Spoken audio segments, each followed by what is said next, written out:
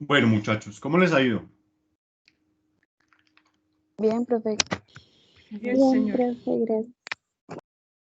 Bueno, muchachos, entramos en otro tema que ya vamos a hablar un poquito más de derecho administrativo. Ya hemos visto varias cositas, pero vamos a entrar un poquito a lo que a ver un poquito más de derecho administrativo. Entonces, muchachos, ustedes tenían una lectura muy interesante de la cual vamos a hablar ahorita más tarde, o en un momentico, y pues tenían que haberla hecho, ¿cierto? Y ustedes, pues efectivamente, van a hablar un poquito de esto, pero quiero explicarles lo siguiente. Resulta que si bien es cierto que ustedes saben que por allá la Constitución Nacional, en su artículo 230, Ajá. ¿sí o no? Los jueces en su jurisdicción. ¿Qué nos dice?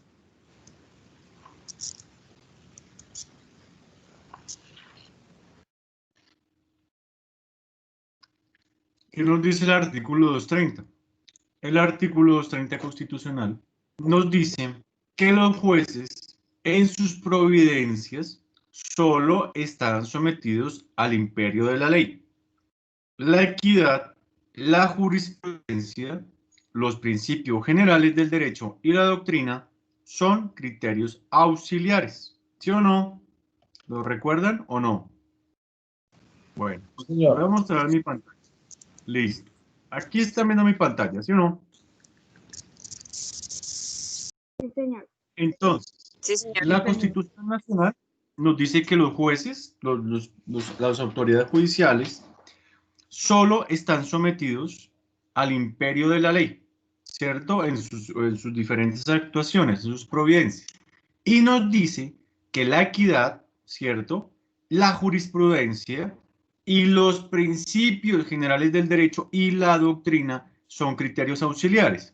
Entonces, ya aquí nos está diciendo, muchachos y muchachas, que la jurisprudencia no es un elemento principal a la hora de aplicar o de resolver los casos que tienen los jueces, ¿cierto? Sin embargo, vamos a ver que esto empieza a cambiar. Aquí ya nos está diciendo que solo están sometidos al imperio de la ley y que la jurisprudencia, digámoslo así, tiene un criterio auxiliar, es decir, es residual, es secundario. ¿Sí lo están entendiendo? Sí, señor. Listo. Resulta, mis queridos amigos, que por aquí ustedes tenían que haber hecho una lectura. ¿La hicieron o no la hicieron? Sí, señor. Extensión Listo. de... Sí, señor. Señor, resulta que esto viene a cambiar un poquito, porque entonces ya la jurisprudencia deja de ser casi que un elemento como tan residual. Esto ya deja de cambiar un poquito y pasa a convertirse en un elemento principal a la hora en que las jueces deciden resolver qué, pues los asuntos que tienen efectivamente a cargo, las cosas que son llevadas a sus instancias. ¿Por qué, muchachos? Porque aparece una figura en nuestro código reciente que antes no existía y que se denomina como el deber de aplicación uniforme de las normas y la jurisprudencia. Se denomina así, deber de aplicación uniforme de las normas y la jurisprudencia. ¿Qué significa ello? Que se aplican las normas y la jurisprudencia, ¿cierto? De manera uniforme a unas mismas circunstancias, a unos mismos casos, es decir, a circunstancias que tengan los mismos supuestos fácticos y los mismos supuestos jurídicos. Esas son las reglas, a los mismos supuestos fácticos y a los mismos supuestos jurídicos. Se le van a aplicar unas normas que están establecidas o se le aplica la jurisprudencia. ¿Qué significa ello? Significa que a unos casos similares se les puede aplicar la jurisprudencia ya establecida, es decir, una decisión que hubiese sido tomada por una alta corte y en concreto la del Consejo de Estado y de la Corte Constitucional, ¿cierto? A un caso que hubiese tenido o que tenga las mismas circunstancias o los mismos supuestos de hecho o los mismos supuestos jurídicos. Aquí, muchachos, nos habla el artículo 10 que las autoridades administrativas, ¿cierto? O las autoridades públicas, que ustedes saben a qué nos referimos con autoridades públicas. Si ya lo olvidaron, recordemos el artículo 2 de nuestra ley 1437/2011, que indica ni más ni menos que las autoridades públicas, que son los distintos organismos y entidades de las distintas ramas del poder público, los entes autónomos o independientes del Estado y los particulares, todos ellos que desarrollen ¿qué? Funciones administrativas, ¿cierto? Esos son autoridades públicas. Pues efectivamente aquí, este artículo 10 nos dice que esas autoridades públicas, al momento de tener un caso, de tener una circunstancia y la necesidad de resolverlos, siempre y cuando sea su competencia, y que tengan siempre los mismos supuestos de hecho y de derecho, es decir, tanto los mismos supuestos fácticos como los mismos supuestos jurídicos, tendrán que aplicarle las circunstancias o los aspectos jurisprudenciales del Consejo de Estado y de la Corte Constitucional. En un principio se hablaba solo de la aplicación de las sentencias de unificación del Consejo de Estado. Sin embargo, en sentencia de constitucionalidad se estableció que también le aplicaban las de la Corte Constitucional.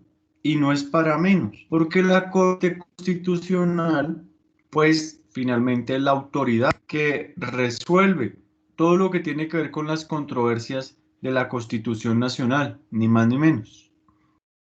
Entonces, ¿a qué va esta figura? A que se le aplica la jurisprudencia. Y recuerden que la jurisprudencia son aquellos fallos o decisiones de las altas cortes. En este caso, serán las del Consejo de Estado y de la Corte Constitucional, ¿verdad? Solo esas, no otras, no de ningún juez. ¿Hasta ahí es claro? Sí, señor. Bueno. Sí, señor. Listo. Sí, señor. Entonces, ustedes ya saben que tienen que tener unas reglas. Primero, que el caso sea igual o que tenga por lo menos los mismos supuestos fácticos y los mismos supuestos jurídicos, ¿sí o no? Y ahora, que las decisiones sean o del Consejo de Estado o de la Corte Constitucional. No pueden traer un caso de la Corte Suprema de Justicia, no lo van a admitir. Ni le pueden traer algo del Consejo Superior de la Judicatura, tampoco, ni de la JEP, por ejemplo, tampoco, ¿cierto? De manera que ustedes tienen que tener claridad que son solo estos aspectos. Pero, ¿qué pasa, muchachos? Esta aplicación uniforme de las normas y concretamente la jurisprudencia es, uno, de oficio. ¿Qué significa de oficio? Que las propias entidades lo hagan, porque sí, porque ellas, digamos, les nace o porque es su deber, como sería el caso de este artículo 10, ¿listo? Como sería el caso del artículo 10. Entonces, ya va fraccionándose la aplicación. Entendemos el concepto de aplicación, ¿sí o no? Ya vamos poquito a poco entendiéndolo. Y vamos entendiendo que por virtud de este artículo 10 será de aplicación oficiosa. ¿Qué significa aplicación oficiosa? Pues cuando las autoridades por sí mismas deciden aplicarla, cuando las autoridades deciden aplicarla.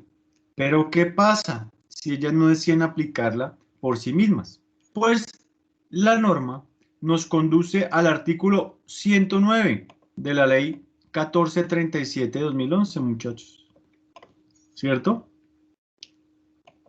Perdón, aquí ya voy, esperen un momento. 106.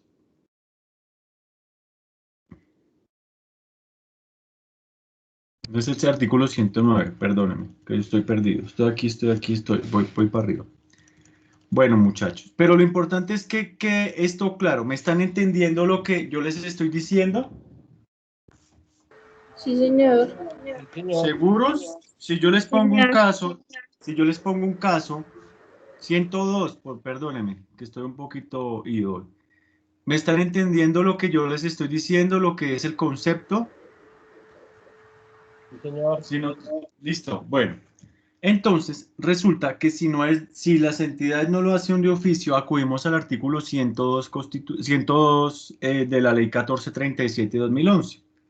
¿Qué significa? Que ya no va a ser de oficio, sino va a ser a petición de parte. ¿Listo? Ya es la segunda circunstancia que tenemos cuando hablamos a petición de parte.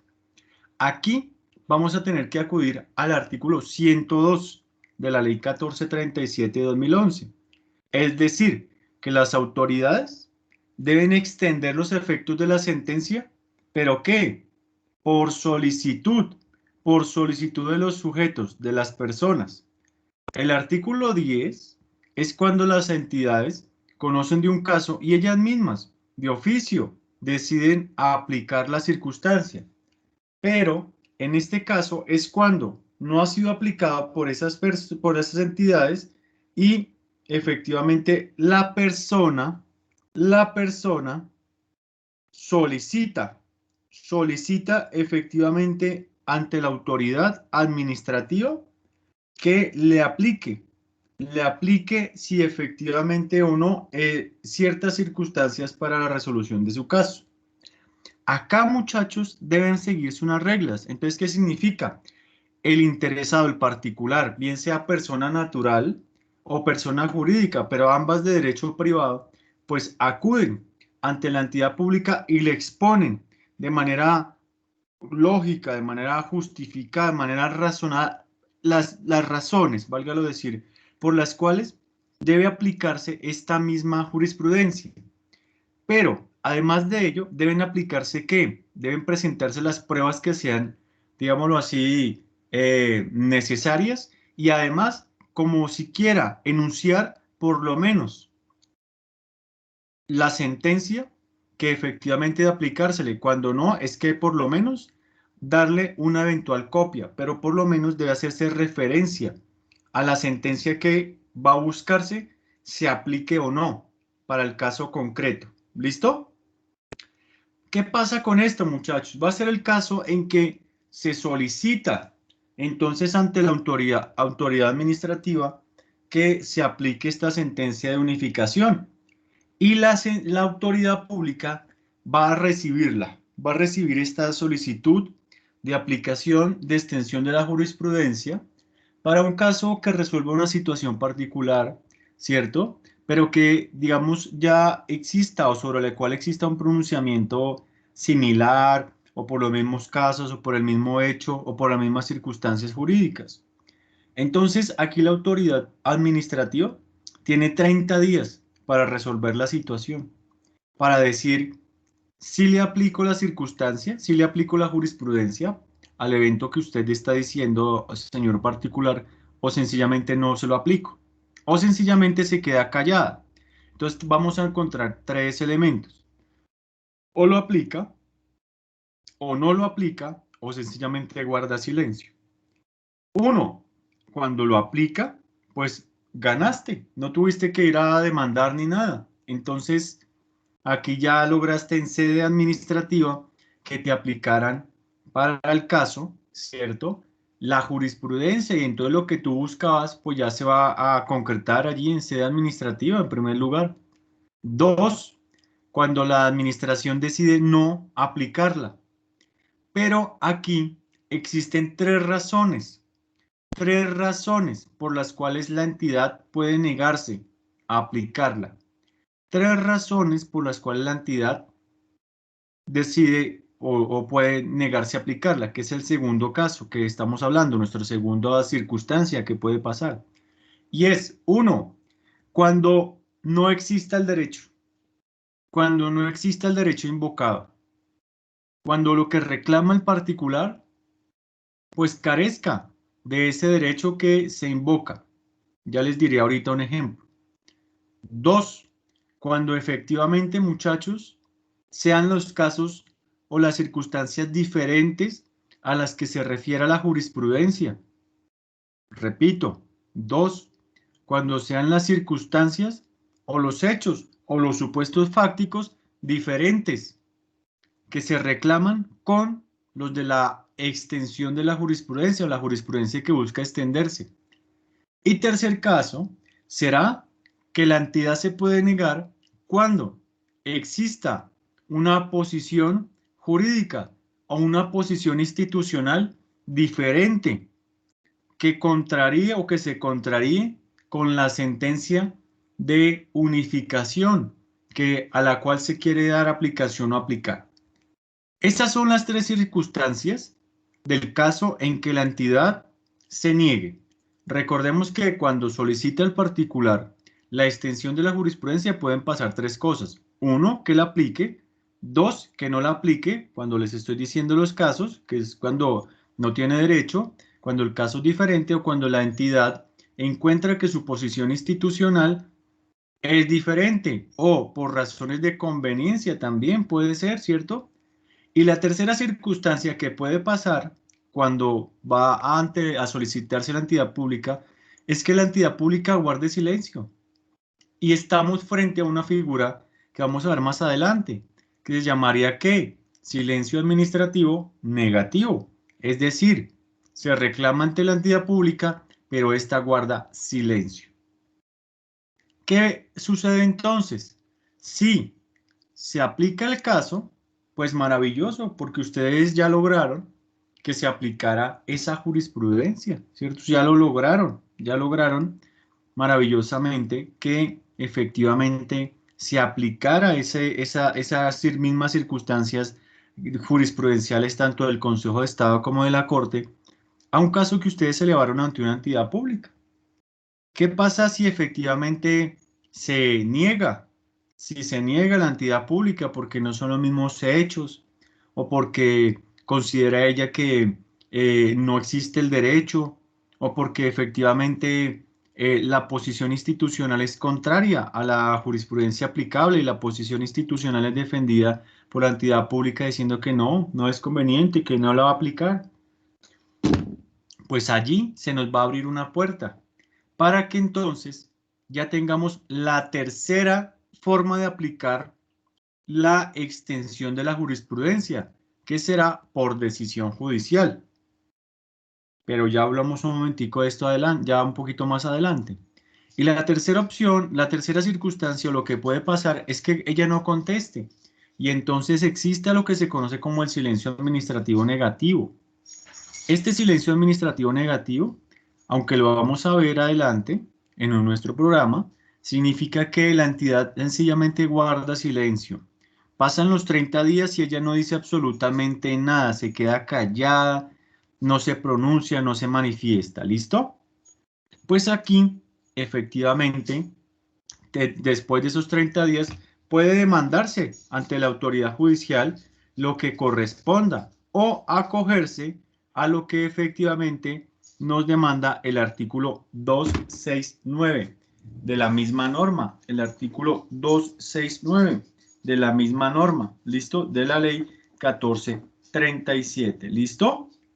Pero ya vamos para allá, muchachos, ya vamos para allá. Entonces, ya vamos viendo las dos formas de aplicación de la extensión de la jurisprudencia, como es cuando estamos de manera oficiosa o cuando lo hacemos por solicitud de parte. Vamos a colocar un ejemplo.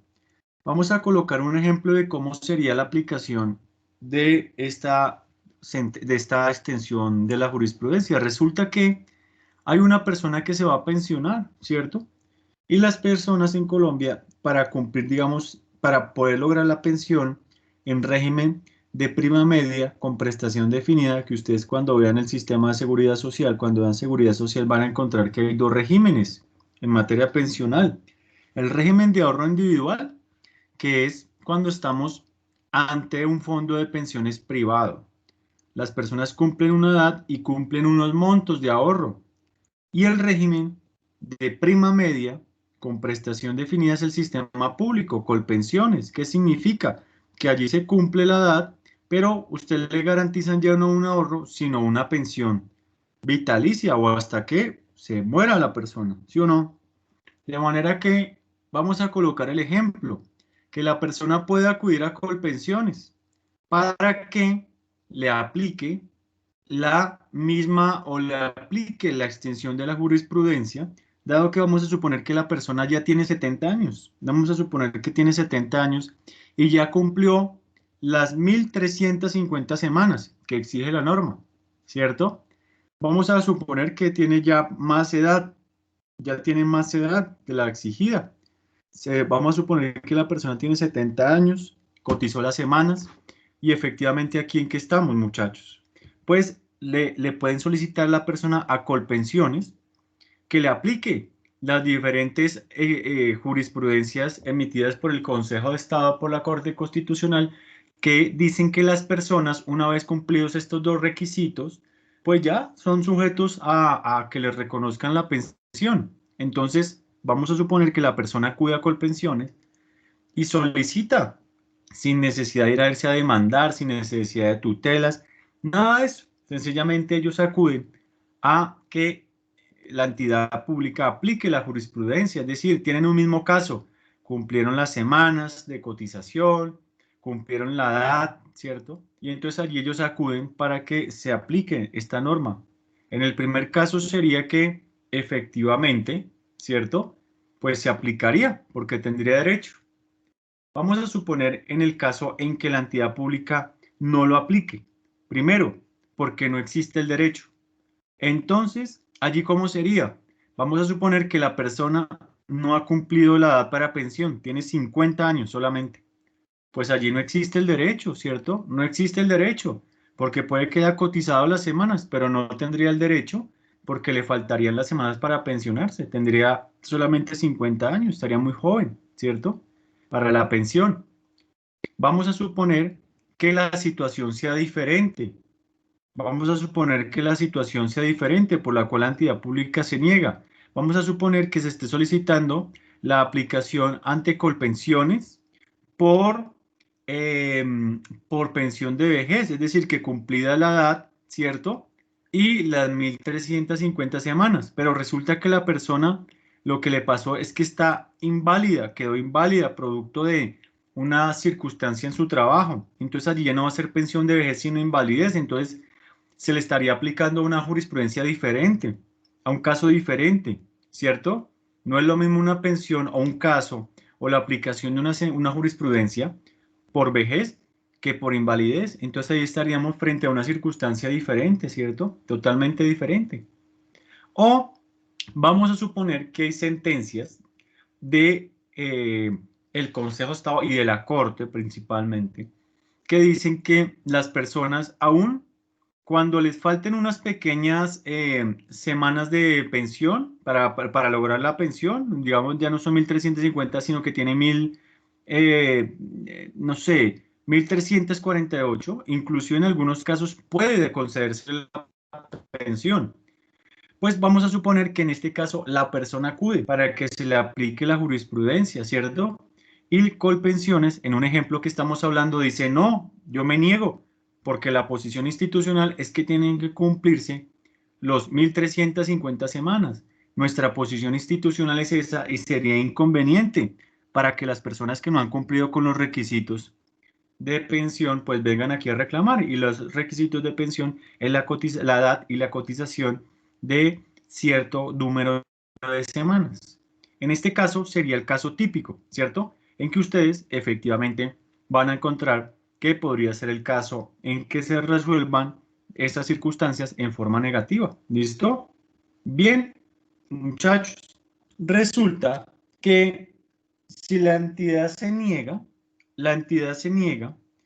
¿qué circunstancia pasa? Pues nos lleva, muchachos, ni más ni menos que al artículo 269 de la propia norma. El artículo 269 que voy a mostrarles aquí.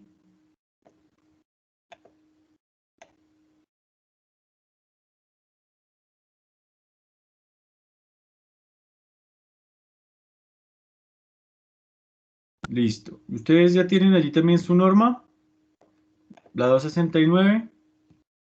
Listo. ¿Alguien me puede ayudar con la lectura? ¿Qué dice aquí el 269? ¿Me pueden ayudar un momentico con la lectura? Artículo 269. Sí, señor. Procedimiento de la jurisprudencia del Consejo de Estado a terceros.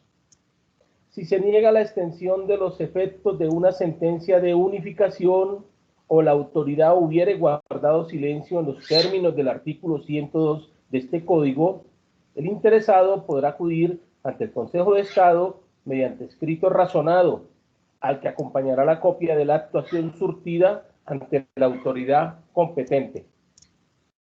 Hay un inciso segundo, ¿lo leo? Aló. Sí, señor, pero perdóname un momentico aquí, que quiero explicar algo aquí. Bueno. Esto es, muchachos, la aplicación de la extensión de la jurisprudencia en el tercer escenario. La primera es de oficio, la segunda que vimos del artículo 102 es a petición de parte y esta será ¿por qué? Por decisión judicial. Es el tercer escenario. ¿Listo? Que es cuando estamos refiriéndonos en este caso. Entonces, Eduardo, sí señor, podemos Sí, señor. continuar. Listo. Inciso segundo. Modificado Código General del Proceso, artículo 616. Del escrito se dará traslado a la administración demandada y a la Agencia Nacional de Defensa Jurídica del Estado por el término común de 30 días para que aporten las pruebas que consideren. La Administración y la Agencia Nacional de Defensa Jurídica del Estado podrán oponerse por las mismas razones a las que se refiere el artículo 102 de este código. Vencido el término de traslado referido anteriormente, se convocará a una audiencia que se celebrará en un plazo máximo de 15 días contados a partir de la notificación a las partes. En dicha audiencia se escuchará a las partes en sus alegatos y se adoptará la decisión a que haya lugar. Es largo. Si la solicitud se estima procedente, el Consejo de Estado ordenará la extensión de la jurisprudencia y el reconocimiento del derecho a que hubiere lugar. Esta decisión tendrá los mismos efectos del fallo aplicado. Sin embargo, si la extensión del fallo implica el reconocimiento de un derecho patrimonial al peticionario que deba ser liquidado, la liquidación se hará mediante el trámite incidental previsto para la condena in genere y el escrito que lo promueva deberá ser presentado por el peticionario ante la autoridad judicial que habría sido competente para conocer la acción que dio lugar a la extensión de la jurisprudencia dentro de los 30 días siguientes a la ejecutoria de la decisión del Consejo de Estado. Ahí sigue. Si el mecanismo para la reclamación del derecho sustancial fuera el de nulidad y restablecimiento del derecho, negada la solicitud, se enviará el expediente a la autoridad administrativa para que resuelva el asunto de fondo, según las reglas generales, si no lo hubiera decidido con anterioridad. Si ya existiera decisión administrativa de fondo, o si el mecanismo judicial para reclamación fuera diferente al de la pretensión de nulidad restablecimiento del derecho, con la ejecutoria de la providencia del Consejo de Estado se reanudará el término para demandar conforme a las reglas establecidas para la presentación de la demanda. Listo, muchas gracias. Gracias, Eduardo. Entonces, muchachos, ¿qué significa esto? Que resulta que en el caso de que se niegue la aplicación de la jurisprudencia, extensión de la jurisprudencia por parte de la entidad pública, como veíamos en los escenarios anteriores, les estaba explicando, la persona puede ¿a dónde? Ante el juez. Y aquí entonces tendremos la tercera circunstancia. Tendremos, ¿me están escuchando allí o se cortó? ¿Me escuchan? Profe, se le está escuchando. Sí, señor, se escucha bien, profe. Vale, listo. Me apareció un letrero ahí que decía que mi red estaba como fallando. Listo, entonces. Esta circunstancia, muchachos, sucederá cuando es el tercer escenario, cuando ya sea un juez el que ordene la aplicación. Entonces, allí a dónde vamos a ir. Vamos a ir al tribunal o, digamos, al órgano de cierre de lo contencioso administrativo, que es ni más ni menos el Consejo de Estado. Allí vamos a acudir para que sea esa autoridad suprema la que le ordene a la entidad pública la aplicación o no de la jurisprudencia, cuando ésta se hubiera negado, bien con fundamento o bien porque se hubiera quedado callada, como les explicaba ahorita, ¿se acuerdan? Que puede haber configuración del silencio administrativo negativo, pero pudiéndose acudir posteriormente ante el juez, que es este el caso, ¿cierto? O también puede acudirse a demandar. Pero bueno, resulta que se puede erradicar el escrito. Es un escrito muy sencillo, no es una demanda, no es una demanda, es un escrito. Y ese escrito, pues va acompañado de todo lo necesario, como por ejemplo la negación, primero, la solicitud, ¿cierto? Que se hace ante la entidad pública, la negación, si es del caso, ¿cierto? Si es que no contestó y guardó silencio, hay que anunciarlo en el escrito, ¿cierto? Hay que allegar las pruebas que se requieran y eventualmente adecuar los hechos y las circunstancias, digámoslo así, esto será parte del trabajo del abogado, ¿cierto? Así como plantear los fundamentos de hecho y de derecho y, por supuesto, enunciar o presentar siquiera copia del pronunciamiento de jurisprudencia, que es el que se busca aplicar. El Consejo de Estado la recibe y luego de ello tiene 30 días en el que le da traslado, ¿cierto? ¿A quién? A la propia entidad pública que ha negado la solicitud, para que ella la analice, para que ella la estudie y para que una vez vencidos esos 30 días, válgalo decir, se manifieste. Pero a la vez, allí tiene que haber un concepto de una entidad pública que se llama la Agencia Nacional de Defensa Jurídica del Estado. ¿Qué hace esa Agencia Nacional de Defensa Jurídica del Estado? Pues válgalo decir, es quien asume la defensa jurídica o judicial de la nación, del Estado. No todas las entidades son representadas por esta agencia nacional.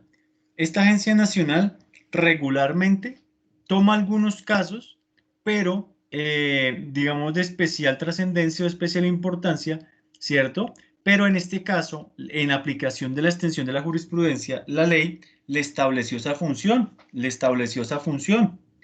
Pues bueno, resulta que ellos se pronuncian y tienen 30 días. La nacional puede dar concepto negativo o puede dar concepto positivo. Y digamos que la entidad puede decir, sí, me equivoqué, vamos a darle aplicación, o puede sostenerse en la decisión negativa y decir, no, yo no voy a aplicarle aquí nada, lo siento, no le voy a aplicar nada. Pues para ello pasan 15 días y en 15 días se hace una audiencia. Y en esa audiencia se tienen que presentar unos alegatos. Hagan de cuenta que, digámoslo así, son como unos alegatos de conclusión. ¿Qué son los alegatos de conclusión? Para los que de pronto no lo saben. Allí los alegatos de conclusión son como una exposición de motivos finales de las razones, ¿cierto? Que buscan que encauzar la decisión del juez. Allí, digámoslo así, que se exponen, se esbozan los argumentos que se tienen. Cuando ustedes escuchen que efectivamente hay presentación de alegaciones y al final alegatos de conclusión, es cuando ya se va a cerrar el proceso. Pero antes de cerrarse el proceso, el juez, ¿cierto? Escucha a las partes y ustedes tienen la oportunidad de encauzar sus argumentos a través de estas alegaciones. Pues aquí pasa algo similar. ¿Listo? Aquí pasa algo similar. Ahora, luego de pasar esos términos, el juez emite una providencia que tiene los mismos efectos de una sentencia judicial. Tiene los mismos efectos. Solo que vean, ustedes ya se ahorraron tener que acudir a demandar y esperarse un montón de tiempo, años y todo, porque la jurisdicción contenciosa pues es un poco demorada por la cantidad de casos que hay. Entonces, se van a evitar demandar y todo ese tipo de cosas que va a ser más complicado y ustedes lo pueden lograr a través de la aplicación de la extensión de la jurisprudencia. Pero bueno, ¿qué pasa si el Consejo de Estado la niega? El Consejo de Estado la niega, no hay nada que hacerle, no hay sujeto a recurso, ¿cierto? Y existe una posibilidad. la persona puede ir a demandar ante el juez natural en un caso, pero si es de nulidad de restablecimiento, ¿qué significa? La nulidad de restablecimiento puede entonces, muchachos y muchachas, ¿cierto?, enviar el Consejo de Estado al juez natural que hubiese tenido que conocer, perdón, tiene que mandarla, perdón, a la autoridad administrativa natural, originaria, para que ella misma se pronuncie de fondo. ¿Listo? Otra vez, y le resuelva la situación, si es que, si es que ella ha guardado silencio. ¿Y qué es la acción de nulidad de restablecimiento? Para los que de pronto no la saben, que la vamos a ver más adelante. Es una acción que busca anular actos administrativos, pero también restablecer derecho. Restablecer derecho es como lograr un tipo de indemnización por la causación de un daño o un perjuicio. Pero eso la vamos a ver un poco más adelante. Resulta que si concede y hay una condena de billete en dinero, pues puede haber una condena que se denomina in genere o en abstracto. ¿Qué es esto? Que no está establecida, digámoslo así, ¿cierto? No está establecida por la autoridad del Consejo de Estado, en este caso, la suma o la cuantía. Entonces, ¿qué hace el Consejo de Estado? Pues condena, pero le deja a un juez de inferior jerarquía, puede ser un juez administrativo, o puede ser un tribunal, o puede ser un juez de descongestión administrativo, por supuesto, para que ellos hagan la liquidación. La liquidación, ¿listo? A eso se llama la liquidación. Vamos a suponer, muchachos, no es la liquidación contractual, no es la liquidación del contrato, que vamos a ver después, no. La liquidación de la condena que se ha señalado y que se ha establecido en esta ocasión por parte del Consejo de Estado. Vamos a ir al ejemplo de la pensión. Listo, le negaron la solicitud de pensión por parte de la entidad pública. Vamos a suponer que el particular acudió ante el Consejo de Estado y el Consejo de Estado le dijo, sí señor, el señor tiene derecho, tiene la razón, efectivamente tiene la razón para que le reconozcan esta pensión, ¿cierto? De manera que, mis queridos amigos, pues efectivamente no le dices cuánto debe reconocérsele, ¿cierto? No dices cuánto debe reconocérsele. Pues allí lo manda un juez de inferior jerarquía, ¿cierto? De inferior jerarquía, ¿para qué? Para que, muchachos, pues ni más ni menos, ese sea el que diga cuánto le va a corresponder de pensión, ¿sí? Le liquide. Claro, ustedes saben que tiene que hacerse no lo que él considere, sino lo que en derecho le corresponde. ¿Listo? Lo que en derecho le corresponda. ¿Hasta ahí me han entendido? ¿Me han entendido? ¿Es claro? Sí, señor. No, Sí, señor. Listo. Entonces, se me olvidó decirles algo aquí muy importante. Cuando se señaló esa audiencia en el término de los 15 días siguientes después de la decisión, el Consejo de Estado tiene 10 días después para decidir, ¿no? Para decidir, ¿cierto? ¿Qué más les puedo decir con respecto a ello? Em, em, las partes pueden asistir o no pueden asistir, ¿listo? Pero resulta que si la parte no asiste, tiene que tener un fundamento. Tiene que tener un fundamento, ¿listo? Tiene que tener digámoslo así, una excusa válida. No es que cuando ustedes sean abogados, no, si no quieren ir, no. Esto es delicado, muchachos. Si ustedes no van, tienen que decir por qué, las razones por las cuales no van, por las cuales ustedes tienen que efectivamente explicar, ¿cierto? Por qué faltaron, por qué no faltaron, porque se puede meter en un grave problema. Esto puede generarles una sanción disciplinaria, pueden ver afectado su tarjeta profesional, ¿listo? Su tarjeta profesional. Ahora, muchachos, las sentencias de unificación, que no quiero que se me escape esta parte, a las que se refiere, digamos, el Consejo de Estado, son aquellas que efectivamente son de unificación, pero estas se entiende que son, digamos, las que tienen una gran importancia jurídica, ¿cierto?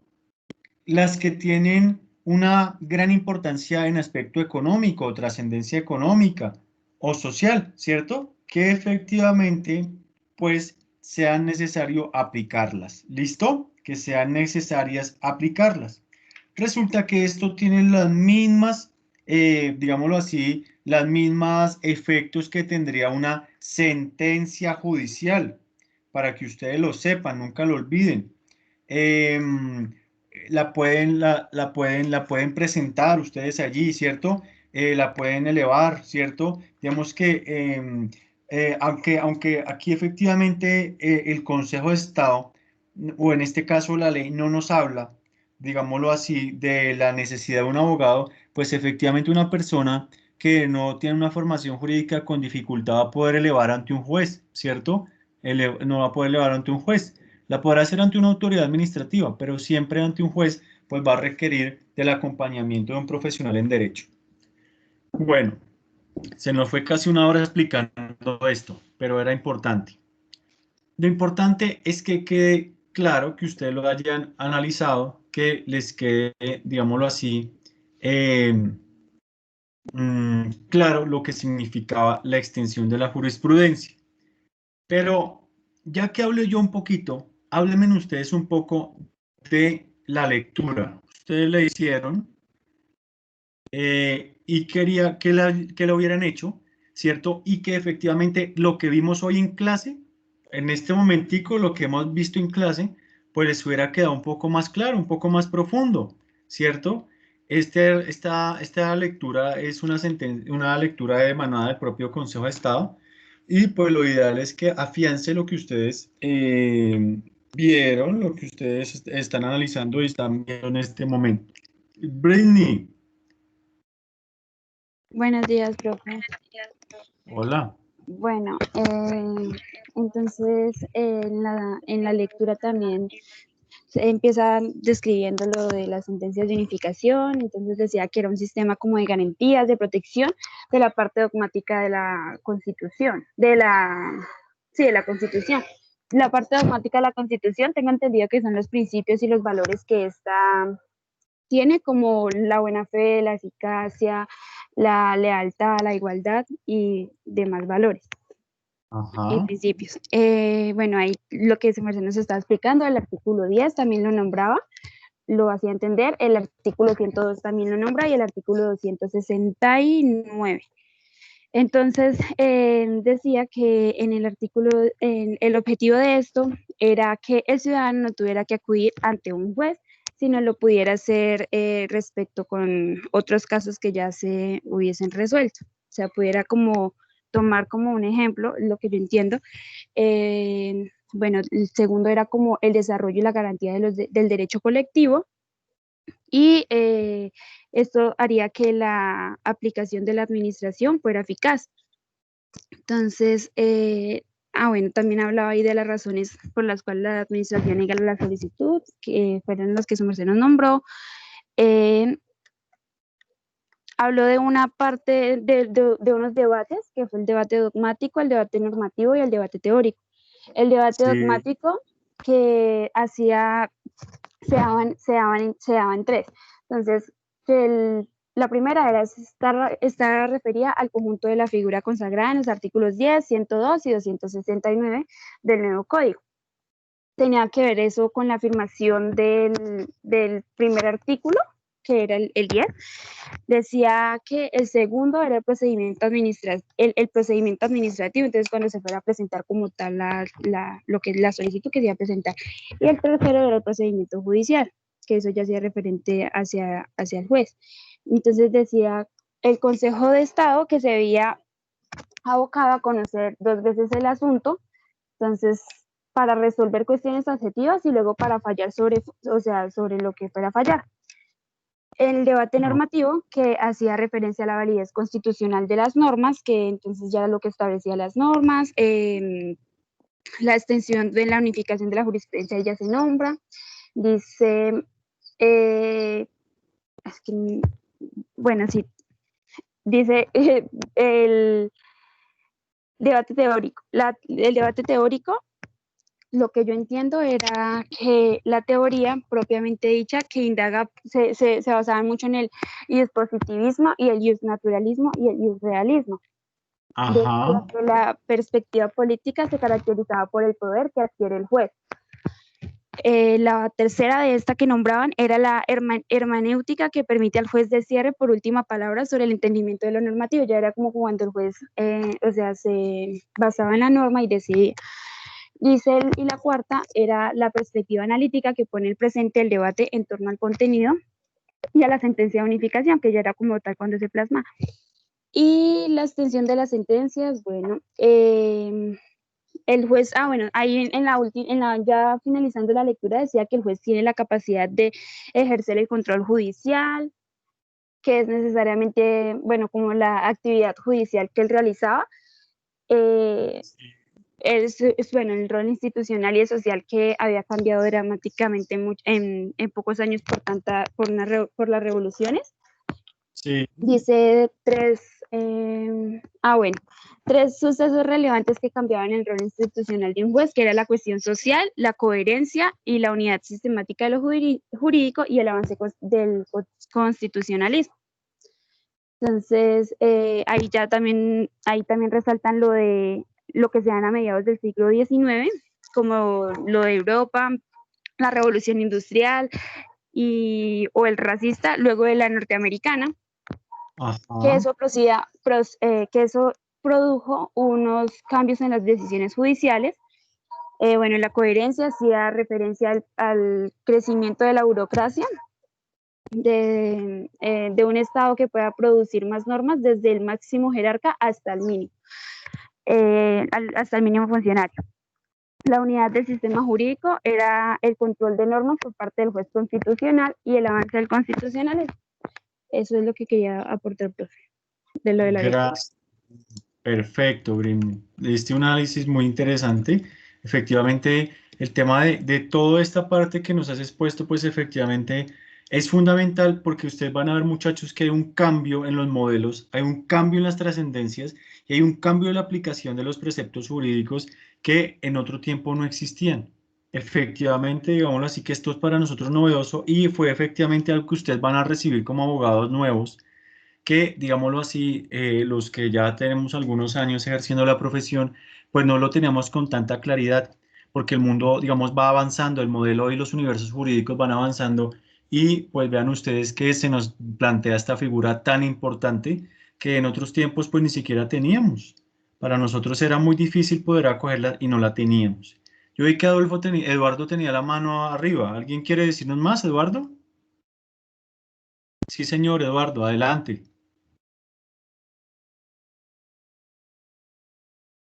Creo que tienes que activar el sonido, Eduardo. Sí, tiene toda la razón, qué pena. No, la lectura es bastante interesante, ¿no? Pues Sí. este magistrado Danilo Rojas Betancourt Ah, habla acá de que este tema que estamos tocando es una de las novedades que trae el nuevo Código de Procedimiento Administrativo y de lo Contencioso Administrativo, sí. ya que está tocando pues en sí el punto neurálgico que pues conllevó a la reforma de la Constitución y a la creación de la Constitución del año 91, que tiene que ver con el sistema de derechos y garantías, que se predica mucho, pero que poco se aplicaba. Entonces, leyendo en esta clave de principios y protección de los derechos fundamentales, la extensión y unificación de la jurisprudencia, pues forma parte de estas garantías, ya como usted lo afirmó al principio, cuando tocó el artículo 230, que es necesario hasta saberlo de memoria, que los jueces en su providencia están sometidos al imperio de la ley, y precisamente toman a la jurisprudencia como un elemento auxiliar de las decisiones judiciales, meramente secundario a lo que implica pues ser tratado como una verdad absoluta ante cualquier caso. ¿Qué conlleva esto? Conlleva a que haya una muy buena decisión acorde a derecho y sobre todo de un problema muy grande que sucede en nuestros juzgados colombianos, que es la congestión. Entonces, de esta forma, hay algo de descongestión a nivel judicial, lo que va a constituirse en una verdadera impartición de justicia, de equidad. Entonces, la nueva figura de la extensión de la jurisprudencia unificada da importancia a 3 artículos, doctor.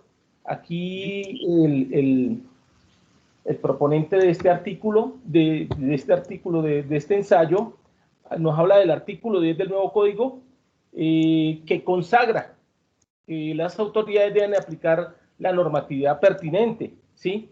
Pero entonces hace énfasis en que lo debe hacer de manera uniforme a situaciones que tengan los mismos supuestos fácticos y jurídicos, que fue lo que usted comentó al principio.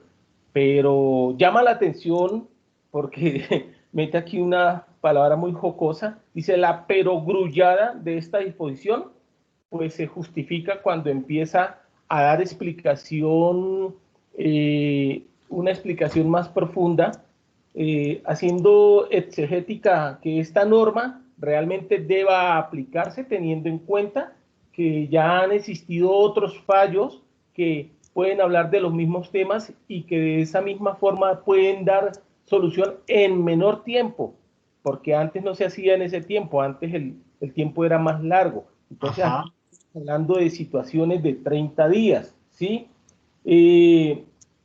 También implica que al ejercer este poder las autoridades pues no pueden hacer cosa distinta. ¿Por qué? Porque ya hay un marco en el cual pueden tomar como espejo o ejemplo para aplicarlo, y de esta forma pues tomando ese contenido de esa sentencia pueden hacer exactamente algo igual o parecido en tomarse sentencias que vengan a posterior. Esa es mi... Gracias, Eduardo. Pues Eduardo toca un punto muy importante aquí, efectivamente, es que el término que se toman las autoridades judiciales, pues muchas veces es muy extenso, porque hay mucha carga, hay muchos aspectos que efectivamente, eh, digámoslo así, hay mucha demanda, hay muchos asuntos que las personas demandan, acuden al Estado y pues congestionan. Entonces, uno de los aportes que efectivamente se hace por parte de esta figura de la extensión de la jurisprudencia es que se resuelve en un término muy corto una circunstancia que podría demorarse montones de tiempo, años inclusive. El Consejo de Estado muchas veces tiene casos de 15, de 11 años. Muchas veces aquí entre nos se mueren los abogados, se mueren los litigantes, se mueren las víctimas, se mueren las personas y resulta que no se ha resuelto el caso. O en otras ocasiones falla, por ejemplo, la justicia de la Corte Interamericana de Derechos Humanos y no ha fallado el Consejo de Estado. Entonces miren ustedes que esta aplicación de la extensión de la jurisprudencia es muy interesante, muchachos. Cuando ustedes ejerzan su actividad profesional, aplíquenla, les puede servir. Es un as bajo la manga que tienen los abogados, que los abogados clásicos no la conocían. Entonces ustedes tienen un as bajo la manga, jueguen con ella, utilícenla y aprovechenla. Paula, ¿tienes la mano arriba? Sí, señor, profe, buenos días. Hola, Paula.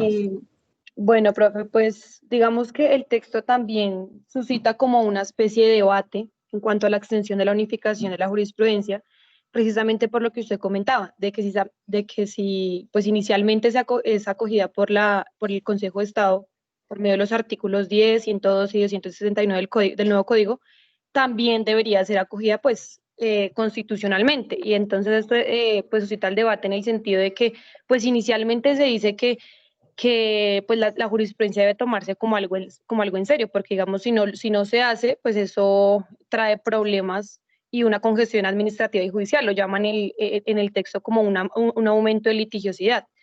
Sí. Entonces, bueno, partiendo de esto, entonces más adelante empiezan a decir que, o bueno, también la pregunta que yo me hice es que, bueno, ¿es la jurisprudencia entonces algo más que un criterio auxiliar? Porque es lo que, digamos, que de cierta manera nos quisiera ver el texto.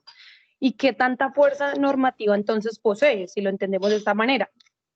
Y Pues, y de ser así, entonces se podría decir que el juez en su fallo no puede desconocer el precedente. Entonces, pues se dice también que, bueno, también otra cosa que se suscita pues en el debate es que si como el Consejo de Estado es el órgano de cierre en la nueva figura, entonces que sí puede imponer su criterio cuando no esté de acuerdo con las sentencias de unificación de la Corte. Entonces, digamos que ahí se puede proyectar un panorama de pronto disputa o de debate en cuanto a estas dos cortes y que, o sea, de qué tanto, pues, poder, por decirlo así, o capacidad tiene el juez para extender esa jurisprudencia y hacerla aplicable. Entonces, digamos que dice que pues uno llegaría a plantearse muchas preguntas también con respecto al precedente, a la fuerza normativa y eso, porque pues también pues se dice que en el texto decía que el derecho es lo que los jueces dicen y que la Constitución es lo que el juez constitucional dice que es. Entonces, Sí. al moldear esa regla que el legislador dice tiene que ser acatada social e institucionalmente y tiene que adquirir una fuerza de fuente formal. Pero, ¿hasta qué punto y qué parte deberíamos tomar nosotros como importante a la hora de acatar ese precedente? Porque también hay en el texto algo que me llamó mucho la atención, es que decía, bueno, si se debe acatar la sentencia judicial, pero ¿qué parte? La decisión, la razón para decidir, el obiter, que son como los argumentos. Entonces, ¿qué es lo importante? Porque ahí también decía que a este punto que me pareció lo llamativo, y es que decía, bueno, pero también es importante, digamos, acatar el obiter dicta, que sería como los argumentos, los dichos de paso en la sentencia, porque a veces dice que a pesar de que un cierto concepto o una opinión haya sido expresada por una alta corte y pues se tenga el respeto y pues con respecto a esto, en una sentencia no necesariamente ello constituye el presente que se debería tener en cuenta. Entonces, ahí digamos que a manera de conclusión el mismo texto dice que para efectos del cumplimiento de los mandatos establecidos en los artículos 10, 102 y 269 del Código, debería más bien acogerse o debería ser el objeto de extensión aquella parte de la sentencia solamente la que constituiría la razón para decidir y la decisión final. Eso sería como exactamente la ratio decidendi y el deciso. Entonces, digamos que eso fue lo que me llamó hacia grosso modo la atención del texto, profe. Bueno, muy bien, pues efectivamente que es un análisis casi que muy técnico, y gracias Paula, el que nos hace caer en cuenta Paula, pero entonces es un tema de discusión muchachos, es un tema de discusión de si solo se coge la ratio decidendi o o iter dictum, o qué se le aplica o qué no se le aplica, o que si efectivamente esto viola el artículo 230 constitucional, dado que efectivamente esto es una fuente auxiliar y se está planteando como una fuente principal. Vean ustedes, es un tema muy interesante, es un tema que hay que analizar en profundidad y que efectivamente pues me alegra que ustedes ya efectivamente, digámoslo así, no obstante su juventud en la carrera y no obstante que vamos, digamos, en cuarto semestre ya casi vamos a llegar a quinto, ya ustedes efectivamente dimensionan lo que es este debate quizás casi que jurídico y técnico, que muchas veces llega a los estrados y pues que efectivamente los juristas ya de alta gama son los que vienen a manejarlo. Pero entonces me parece muy interesante lo que ustedes están diciendo y pues es maravilloso, ¿no? No sé si hay algún aporte adicional de todos los 67 participantes que tenemos, que regularmente siempre tenemos 2, 3, casi los demás nunca hablan. No sé si haya algún aporte o algo así final que quiera decirnos algo antes de entrar al otro tema, muchachos. ¿Hay algún otro aporte que ustedes puedan tener? Puros, última palabra. ¿Están durmiendo? Si yo pregunto, ¿me contestan? Bueno, yo voy a preguntar. Voy a preguntar aquí un momento, a ver. César Augusto, ¿estás en clase?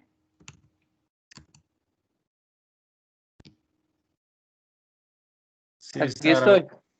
Hola César, ¿cómo vamos? Bien, gracias. ¿Ya desayunó o no? Sí. Bueno, bueno, entonces ya estamos, barriga llena, corazón contento. Entonces, César, ¿puedes decirnos algo de respecto a esto, a este tema? Algo que quieras aportar, algo que quieras decirnos así muy básicamente antes de entrar al otro tema que te parezca importante. No, prácticamente es como lo mismo con respecto, digamos, a la lectura, pues, que habla de lo de las sentencias de unificación. Hace mucho relación con la parte dogmática de lo que representa, digamos, o lo que se plantea para a partir de la Constitución, que desarrolla también, digamos, los principios con respecto a lo pues ya algunos de mis compañeros ya habían comentado. También, digamos, el formalismo y el desarrollo de lo que conllevó, digamos, la aplicación de la Constitución de 1991, y la aplicación, digamos, de las sentencias de unificación que maximiza o fortalece, digamos, esa parte que no se tenía con respecto al desarrollo digamos, de las actividades jurisprudenciales, para, digamos, ya tener en concreto cuáles serían los casos. Ok, ok. Bueno, listo, muchachos. Entonces, ya vamos avanzando un poquito más con el tema y vamos a comprender muchos aspectos que efectivamente vamos a resolver en derecho administrativo. Y es que efectivamente vamos a entrar en un escenario donde ya hablamos un poquito más digamos, vamos a dejar esa parte tan gaseosa de los principios y vamos a ver un poquito más lo que nos corresponde a lo que viene el siguiente tema. ¿Listo, muchachos? Entonces, bueno, hay una mano levantada, sí, señor, perdón que hay una mano levantada aquí y está Pablo. Hola, Pablo. Doctor, es que más que un aporte es como una duda que me quedó referente al tema.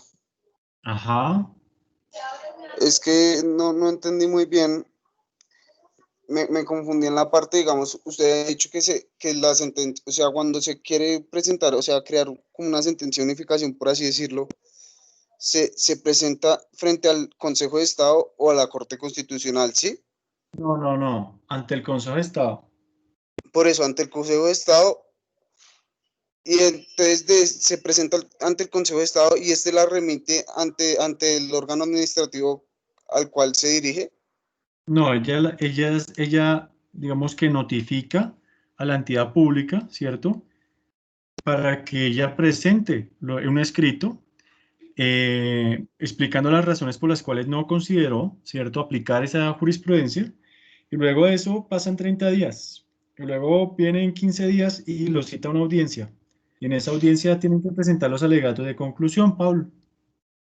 Ah, ok, o sea, primeramente se presentó la jurisprudencia ante la autoridad. Si esta autoridad no la creyó competente o no la validó, ahí sí se remite ahí sí uno se dirige al Consejo de Estado, ¿sí?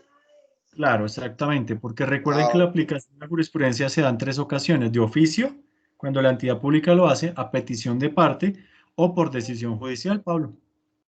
ok, gracias, doctor. Vale, vale.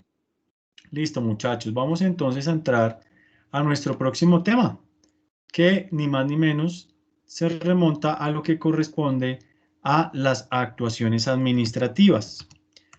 Pues bien, muchachos, vamos a cerrar este capítulo allí. Para los que no han leído este archivo de la jurisprudencia, léanlo.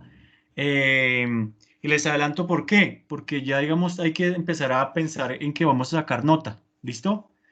Y muchachos, pues yo creo que si no es de pronto la otra semana, será la siguiente, pero se tendrán en cuenta recuerde que son un examen y un ejercicio, ¿cierto? Digámoslo así, un taller, que vamos ahora sí, como yo les digo, 50-50.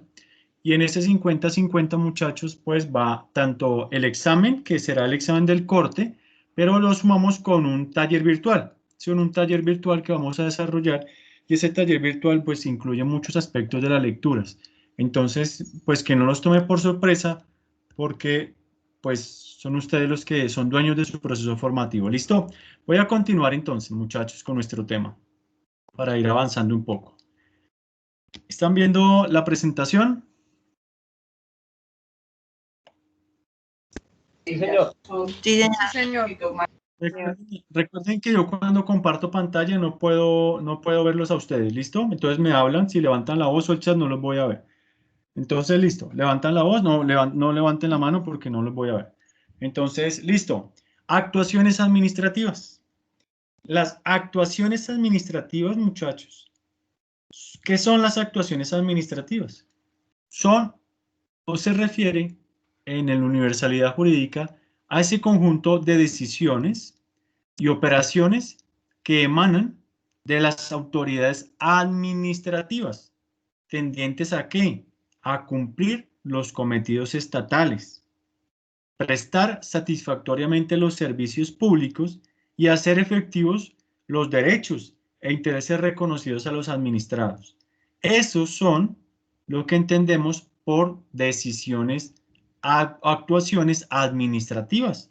Actuaciones administrativas son el conjunto de decisiones y operaciones que básicamente son dadas por parte de las diversas autoridades públicas, autoridades que desarrollan funciones administrativas, ¿cierto? Pues tendientes a cumplir ¿qué?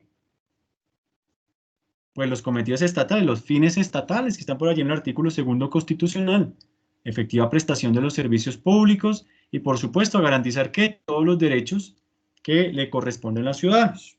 Pues bien, muchachos, el artículo 4 de la ley 1437, que ustedes tendrán allí cada uno, podrá ver, nos dice que existen 4 formas de iniciar las actuaciones administrativas. 4 formas de iniciar las actuaciones administrativas. La primera de ellas nos dice que cuando se ejerza el derecho de petición en interés general. La segunda, cuando se ejerza el derecho de petición en interés ¿qué? Particular. La tercera, cuando se nos refiere a cuando se obre en cumplimiento de una obligación, de un deber legal. Y el cuarto, cuando se actúe oficiosamente. Esas son las 4 formas en que se inician las actuaciones administrativas, es decir, ese conjunto de decisiones y operaciones que emanan de las autoridades públicas en cumplimiento de los fines estatales. Cuando las autoridades actúan oficiosamente, es que de ellas nace la actuación, es decir, por mutua voluntad o por mutuo consentimiento, perdón, o por simple vocación, acuden ellas al ejercicio de la actuación, al inicio. Por ejemplo, cuando se inicia una actuación administrativa sancionatoria, porque ellos, digamos, encuentran que hay un procedimiento o unas actuaciones de los particulares que contrarían la ley. Pues aquí efectivamente nos vamos a encontrar con una actuación de oficio. Supóngase que va a hacerse, por ejemplo, la inspección de un establecimiento de comercio que carece de los permisos para expendio de bebidas alcohólicas o el consumo o expendio de consumo de, no sé, de carne o de alimentos, etcétera. Entonces la entidad investiga oficiosamente.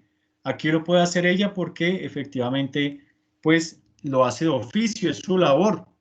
3, y comienzo de arriba, de abajo para arriba porque tiene una secuencia lógica, ya les te explico por qué. 3, cuando se obra incumplimiento de un deber legal, una forma de actuación administrativa es cuando se obra incumplimiento de un deber legal. Entonces, por ejemplo, muchachos, si ustedes saben que por virtud del artículo 315 constitucional, la principal autoridad administrativa y de policía, pues es que el alcalde de cada municipio. En Bogotá, por virtud del artículo 286 constitucional, la, digamos así, organización territorial nos dice que tenemos unos distritos. Y en Bogotá, pues en el distrito se subdivide, ¿cierto? ¿En qué? En localidades. Pues a lo mismo serán las localidades. El alcalde, digamos local, será la principal autoridad administrativa y de policía de la localidad.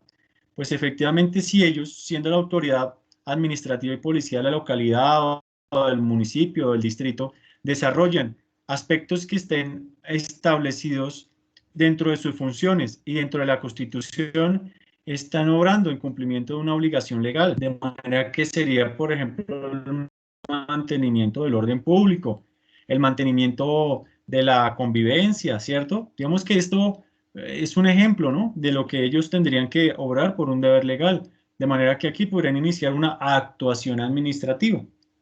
Pero cuando hablamos ya de los numerales primero y segundo, nos está hablando de ejercitar el derecho de petición. El derecho de petición, y nos lo remonta al derecho de petición en interés general y en interés particular. En interés general, ¿qué significa, muchachos? Que habrá una, digámoslo así, un interés ambiguo de la sociedad, es amplio, mientras que el interés particular corresponderá a una situación que afecte, si bien a un particular o a varias personas, pero que tenga, digámoslo así, digámoslo así, definida la circunstancia por la cual las personas lo colocan, o exista un ánimo o una motivación plenamente subjetiva en el desarrollo de ese derecho.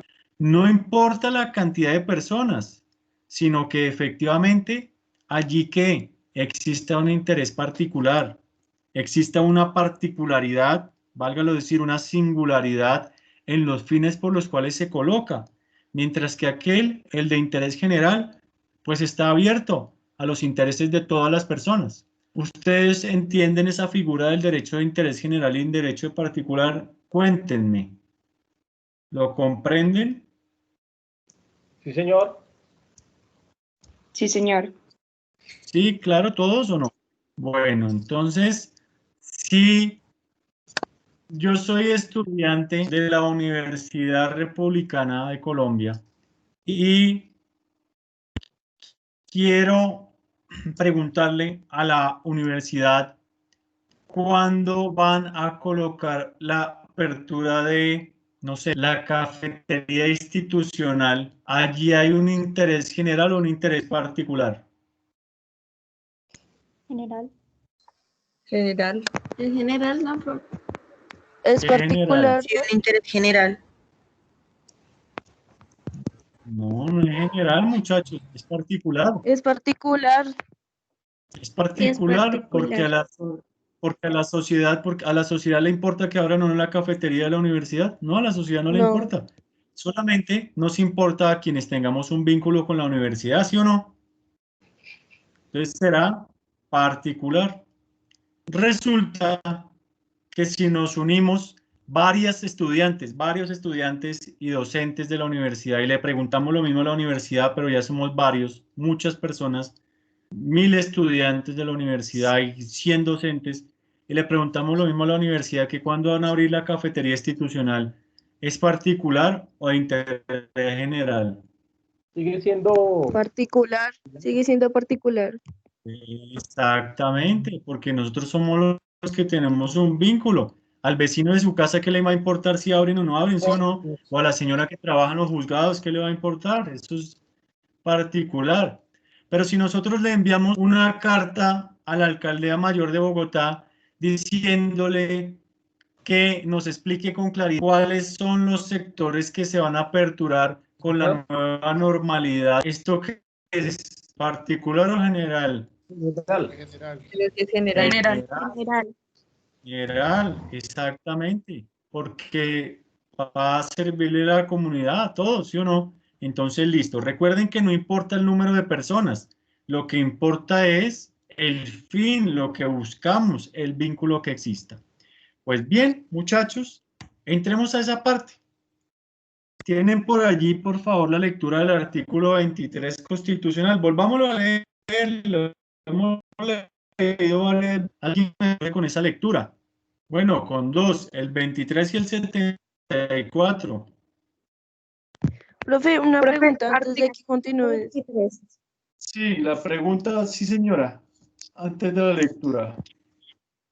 Profe, es que no entendí mucho sobre la 3, o sea, que oré con el cumplimiento de la obligación del deber. Sobre la tercera forma en que se inicia una actuación administrativa. Sí, señor. Pues es cuando existe la obligación legal, ¿cierto?, de desplegar una actividad, una actuación, ¿cierto? Entonces, por ejemplo, te coloco el ejemplo del alcalde. El alcalde, por virtud de la Constitución y el artículo 315 constitucional, tiene ni más ni menos que la obligación constitucional de ser, ¿qué? La principal autoridad administrativa y de policía del municipio, o del distrito, o de la localidad, si es en Bogotá.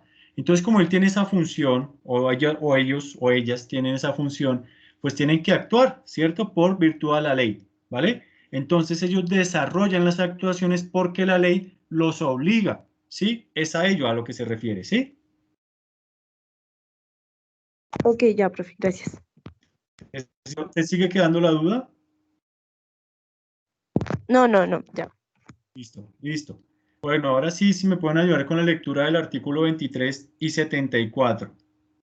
Artículo 23. Artículo Toda 23. persona tiene derecho a presentar peticiones respetuosas a las autoridades por motivos de interés general o particular y a obtener pronta resolución. El legislador podrá reglamentar su ejercicio ante organizaciones privadas para garantizar los derechos fundamentales. Perfecto. Entonces aquí nos está diciendo que todas las personas, ¿cierto?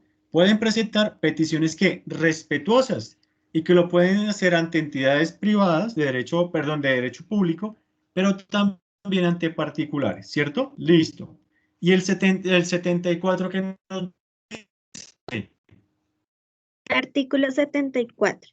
Todas las personas tienen derecho a acceder a los documentos públicos, salvo los casos que establezca la ley.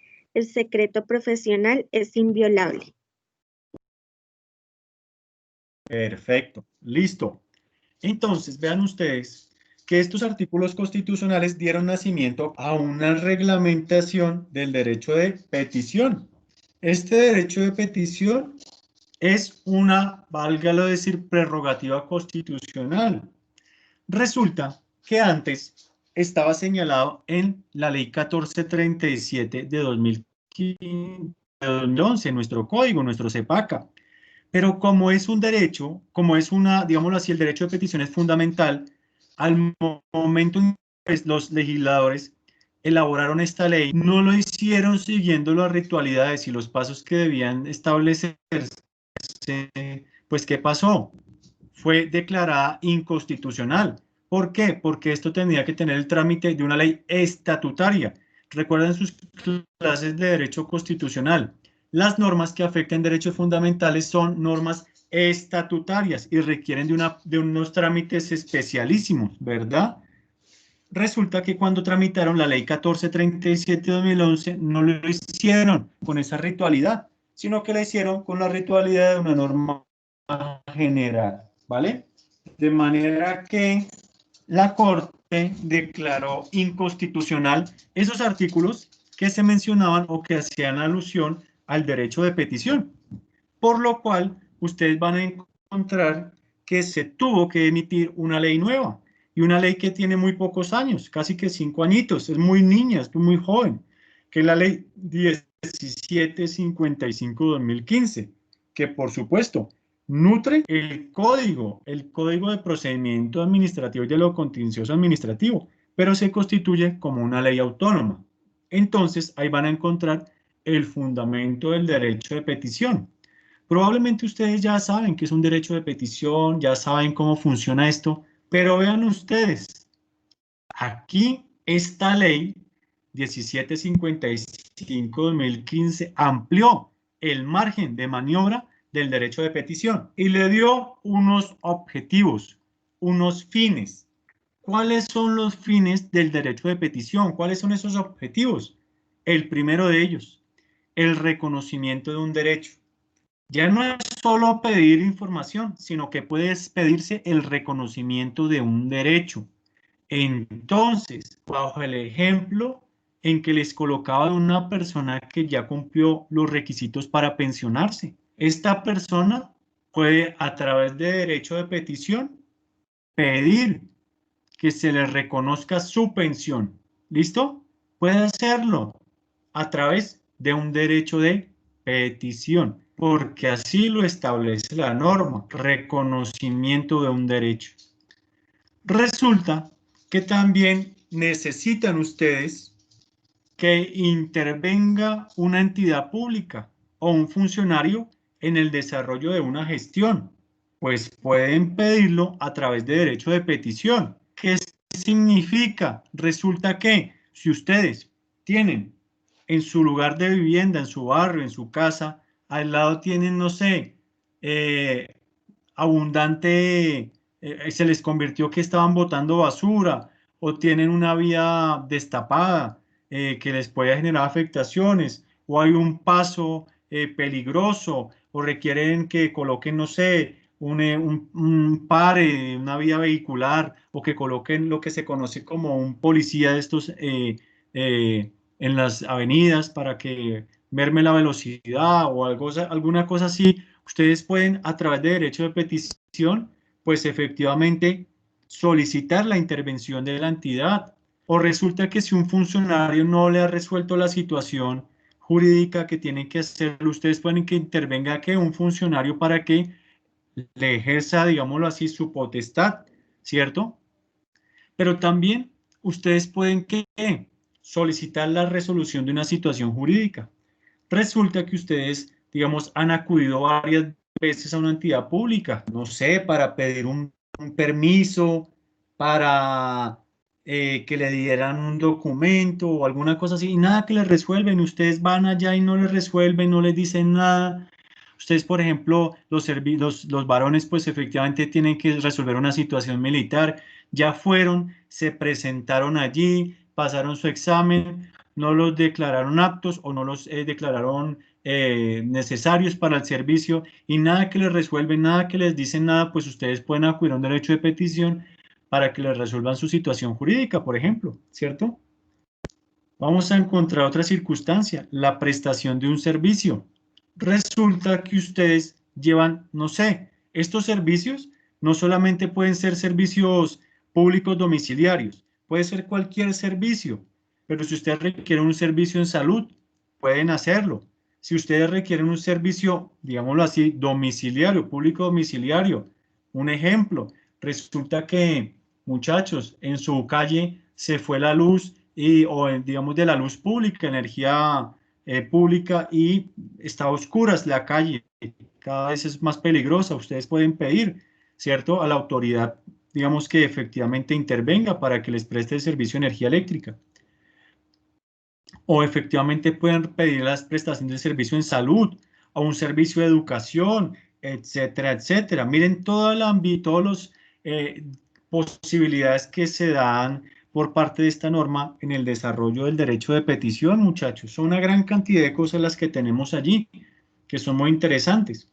Pero ahora, también, como originariamente lo teníamos, pueden ¿qué? Pedir ¿qué? Información. Información. Pueden consultar, pueden examinar y requerir copias o documentos. Entonces, vean, ustedes van a poder pedir información. Requiero que me informe tal cosa. No sé, que me diga cuándo va a pasar la pandemia, que me informe en qué o por qué, cuáles son las razones por las cuales el gobierno le va a prestar, no sé, tantos millones de dólares a Bianca, un ejemplo, ¿cierto? O me informe por qué se va a restringir el tráfico de personas de mayores de 70 años, etcétera, etcétera, ¿cierto? O el derecho de locomoción. O consultar, hacer consultas. Entonces requerimos que por favor nos informe cuáles son los criterios que ha tenido el Ministerio de Educación para establecer, no sé, los criterios de formación en derecho en las diversas universidades del Estado, un ejemplo. O examinar documentos, ir a expediente. Entonces, a través del derecho de petición, solicito que me permitan examinar los documentos o el expediente del contrato tal y tal y tal, ¿cierto? De una entidad pública. O pueden pedir copias. Requiero copias del contrato de prestación de servicios adelantado por Juan con la presidencia, con la aeronáutica, con la DIAN, con la alcaldía, ¿cierto? O pueden pedir documentos tales como necesito que me permitan, por ejemplo, copia no sé, de los permisos que da la alcaldía de Bogotá o la alcaldía local para el desarrollo de las diferentes obras en la capital, un ejemplo, ¿cierto? O que me permitan copias del contrato del Metro de Bogotá, ¿cierto? o el túnel de la línea, etcétera, etcétera. Pero también pueden además formular ¿qué? Quejas a través del derecho de petición. Resulta que ustedes no están de acuerdo con un proceder de un funcionario público o de una entidad pública, pues ustedes saben, muchachos, como lo vimos las clases pasadas, que efectivamente hay un deber de información y un deber de las entidades públicas, ni más ni menos, de desarrollar ciertas gestiones. ¿Qué significa? Que hay unos deberes de las entidades públicas de brindar información con respecto a los funcionarios, al área de quejas, a donde se pueden colocar esto. Entonces ustedes ya pueden hacerlo y saben dónde. Pueden formular denuncias, que es que el funcionario tal o el contratista tal me estaba pidiendo plata para desarchivar el proceso o para darle celeridad, o este señor fue respetuoso conmigo, ¿cierto? O pueden interponer un reclamo o interponer unos recursos. Vean ustedes, ¿cierto? Todo lo importante que hay allí. Ustedes analizaron y vieron los artículos 5, 6, 7, 8 y 9 de la ley 1437. ¿O me equivoco? ¿Lo leyeron o no lo leyeron? Sí, señor. Bueno, entonces Sí, señor. ustedes saben que hay un derecho de información, unos deberes de información de las entidades, donde a ustedes les va a quedar mucho más fácil saber ante qué funcionario o a dónde colocar esas peticiones, que esos reclamos. Entonces vean todo lo importante que es el derecho de petición, muchachos. Este derecho de petición, válgalo decir, mis queridos amigos, puede ser verbal o escrito, verbal o escrito. Es gratuito y no requiere, digamos, abogado, no requiere abogado, ¿cierto? Ahora, ¿qué significa ello? Que ustedes, cuando coloquen un derecho de petición, no van a requerir ninguna gran formalidad. Básicamente que tenga una parte que diga el encabezado a quién se dirige, ¿cierto?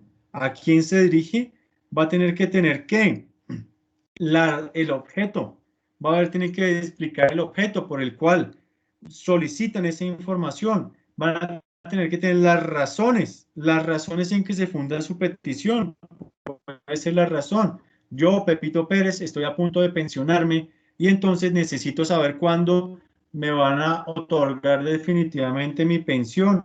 O yo, estudiante de Derecho de la universidad, quiero que me digan cuándo se van a desarrollar las pruebas pro saber. No sé si es que lo quieren. Ahora, pueden presentar ¿qué? Copias o documentos. Y por supuesto tiene que tener ¿qué? Un lugar de notificación, un nombre. Antes se hablaban de las firmas, pero pues efectivamente que esto ha ido cambiando cuando hablamos de los derechos de petición que se hacen, válgalo decir, a través de medios electrónicos. ¿Listo? Medios electrónicos. ¿Qué más les puedo decir con respecto a ello para que eso no se nos pase? Pueden colocarlo inclusive menores de edad, no es necesario, ¿cierto? Inclusive menores de edad. Sin embargo, pues lo que se pide es que sea por una persona mayor de edad, ¿no? Cuando ustedes lo vayan a ejercitar. ¿Qué les puedo decir con respecto a ello, muchachos? Recuerden que pueden presentarse verbalmente. ¿Cómo así que verbalmente?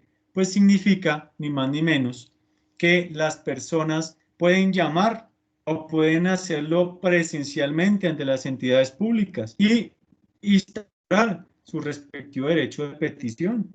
¿Qué significa? Pues que la entidad pública no es que lo conteste verbalmente, ella toma nota, lo escribe, lo transforma en escrito y tiene unos términos que ya vamos para allá. Ya vamos para allá para estos términos. Las entidades públicas, como ustedes lo saben, no pueden negarse a recibirlos, no pueden negarse a recibir, ¿cierto? Ningún documento, no pueden negarse a la recepción, ¿listo? Ahora, no importa si son solicitudes procedentes, improcedentes o irrespetuosas inclusive, ¿listo? O inclusive irrespetuosas, ¿vale? ¿Qué les puedo decir con respecto a ello más, muchachos? Bueno, vamos a pasar un momento aquí a los plazos. los términos. Regularmente, muchachos, la ley 1755 nos habla de los términos para resolver las peticiones. Nos dice que por generalidad se cuentan con 15 días. 15 días contados después de la recepción de la petición. Estos días se entienden son hábiles, no corrientes, no calendario. Los días hábiles significa que no tienen en cuenta días feriados ni festivos. ¿Listo? Entonces, se supone que la mayoría de los casos son 15 días, pero que cuando se piden documentos o información, ¿son qué? 10 días. 10 días, muchachos. Son 10 días para que tenga que darse respuesta. Cuando se presenten, se soliciten documentos, ¿vale? Y si la entidad no ha dicho nada, ¿cierto? Dentro del término o el lapso de 10 días hábiles siguientes a la recepción, se entiende que se le darán, se entiende que dará una respuesta positiva. Y la entidad dentro de los 3 días siguientes tiene ni más ni menos que entregar esas copias o esos documentos solicitados. ¿Listo? Ya no puede negarse a decir, no, es que no era el documento. No, salvo reserva legal de los documentos, que les explicaré un momentico más adelante. Las consultas, digámoslo así, que son, digámoslo así, asuntos que corresponden a las materias a cargo de las entidades públicas. Aquí tenemos 30 días para la contestación de las mismas. Vamos a suponer que ustedes piden a la DIAN la forma en que se,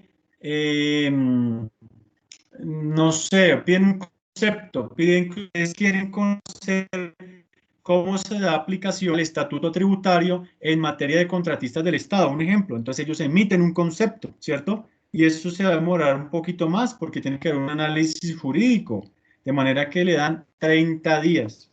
30 días. Resulta que, como ustedes saben, cuando hablamos del derecho administrativo, no solo implica la organización de las entidades públicas y del Estado, sino también que la relación que hay entre personas y el Estado, sino también la relación entre personas o entidades del Estado. Vamos a entender que las entidades públicas también pueden enviarse peticiones las unas a las otras. Entonces, entre ellas pueden escribirse.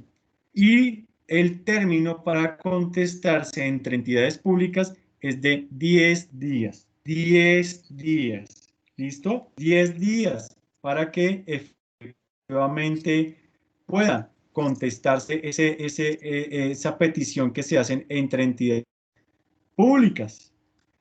Resulta, muchachos, que las personas pueden desistir de la petición,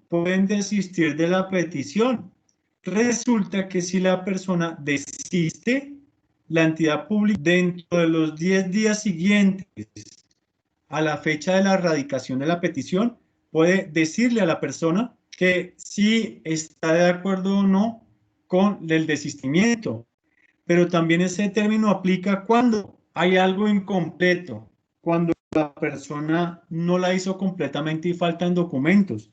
Entonces, dentro de los 10 días siguientes a la fecha de erradicación se le puede consultar a ese particular o al particular, a la persona que está interesada, y tiene hasta un máximo de un mes para que aporte los documentos, para que se manifieste si ella quiere seguir o no. Y pasados 90 días se entiende que si la persona no dijo nada o no aportó los documentos, se puede cerrar el caso, se entiende desistida la solicitud, pero tiene la entidad pública que sacar que un acto administrativo que efectivamente decreta el desistimiento de la petición, ¿cierto? Y archiva el proceso.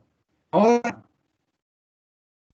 puede haber un desistimiento, es decir, ¿qué significa? Que la persona puede nada más ni nada menos que escribir otra vez y decir, vea, ya no quiero que me contesten, gracias, ya tengo la información. Allí ella, la entidad pública puede darla por desistida, igualmente tiene que haber una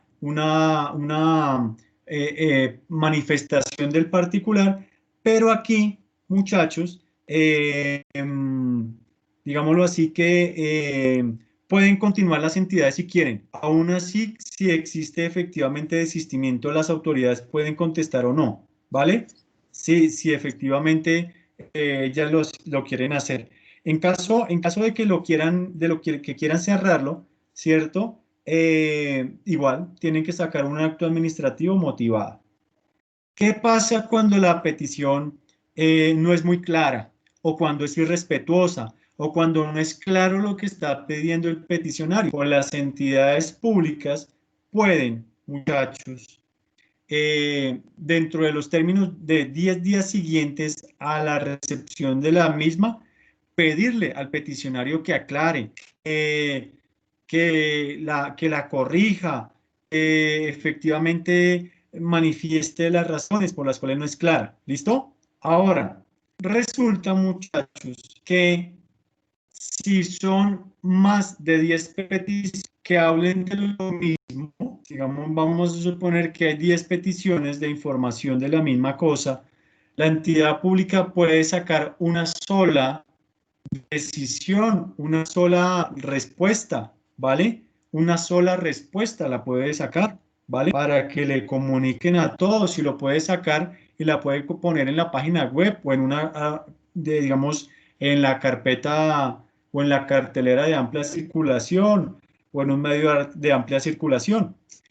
Hay algunas peticiones que tienen prioridad, muchachos. Las peticiones que van a tener prioridad, digámoslo así, son aquellas que tengan por medio un derecho fundamental, aun cuando el derecho de petición es fundamental, pero que tengan como fin evitar un perjuicio irremediable, ¿cierto? Por ejemplo, aquellas que pueden afectar la salud o que puedan afectar la titularidad de ese riesgo o que puedan afectar la integridad de la persona o cuando exista un peligro inminente, ¿cierto? Cuando exista una medida de seguridad, por ejemplo, es necesario que se tomen las medidas pues, de protección inmediatas, ¿listo?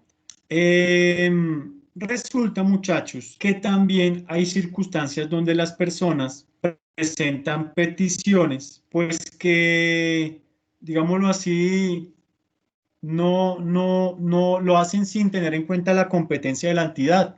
Vamos a suponer que vamos a pedirle algo en materia de impuestos al gobierno, pero nos equivocamos y fuimos y la radicamos en la alcaldía de Bogotá, pues esta entidad no es competente, ¿cierto? Entonces, ¿qué hacemos? Pues la entidad pública tiene 5 días para trasladarla a la entidad que le corresponda. Allí, en el término de 5 días, se traslada a la entidad que le corresponda, pero hay que informarle al particular o al interesado que su petición fue trasladada. ¿Y qué pasa cuando tenemos competencia parcial? Es decir, cuando tenemos competencia de en un caso, pero de forma parcial, sobre unos aspectos, pero sobre otros aspectos. Pues le contestamos de fondo en el término que requiera, 10, 30 o 15 días, pero lo que no nos corresponde, ¿cierto? O de lo que no corresponde, la entidad tiene que darle traslado. Tiene que darle ¿qué? Traslado a la entidad que sí le corresponde y a la vez también tiene que informarse a ese particular, ¿listo? Tiene que informarse al particular. Resulta que si tenemos peticiones reiterativas, o sea, es decir, si la persona pregunta lo mismo, es lo mismo, es lo mismo, las entidades públicas pueden remontarse a las respuestas que ya le han dado. ¿Qué significa? Vamos a suponer que Daniel está preguntando esta semana que me informen cuándo se va a acabar la pandemia. Y yo voy la otra semana y pregunto cuándo se va a acabar la pandemia. Y la otra semana y la otra semana, la entidad pública me puede decir, señor Daniel, aténgase a lo contestado en la respuesta dada el día 31 de agosto del 2020. Esto es lo que funciona. Actualmente, muchachos, estos términos están ampliados. Están ampliados. ¿Por qué? Porque la pandemia nos hizo actuar de manera diferente. Entonces, mientras persista la pandemia, vamos a tener otros términos, muchachos. vamos a tener unos términos ampliados. ¿Por qué? Porque el artículo 6º del decreto 491-2020 los amplió.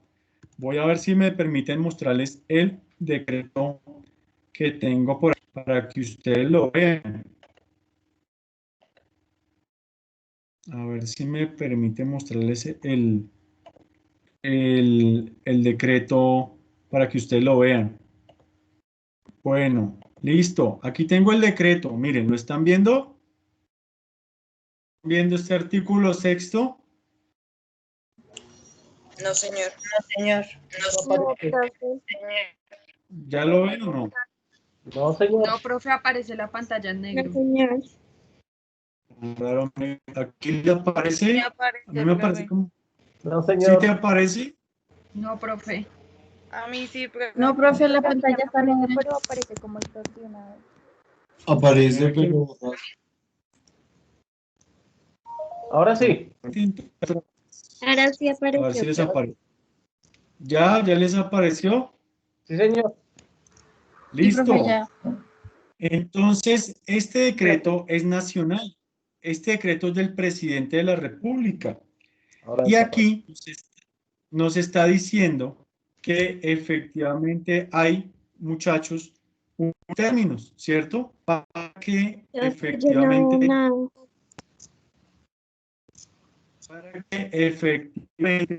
se dé resolución a las peticiones, a las actuaciones administrativas, ¿listo? Y esto nos amplió los términos, ¿listo? Nos amplió No. los términos. No se ve el decreto. Aquí tenemos, señor, Ahora sí. ¿ya lo ve? Sí, ¿Listo? señor. Muchas gracias. Sí, Vean. sí, señor. Ahora sí, profe. Gracias. Sí, profe. Entonces, Gracias. vean, aquí le dio suspensión a los términos, ¿cierto? Y amplió los términos de las actuaciones administrativas, de lo que estamos hablando. No se olviden que estamos hablando del derecho de petición, pero estamos hablando de las actuaciones administrativas. Entonces, aquí le dio ampliación al término de las actuaciones administrativas y a los términos legales. ¿Listo? Entonces, esto los suspendió y los amplió, y esto se va a conectar con el artículo 5º. ¿Listo? Y el artículo 5º sí nos habla respectivamente del derecho de petición como una forma de actuación administrativa. No se pierdan que estamos hablando de actuaciones administrativas.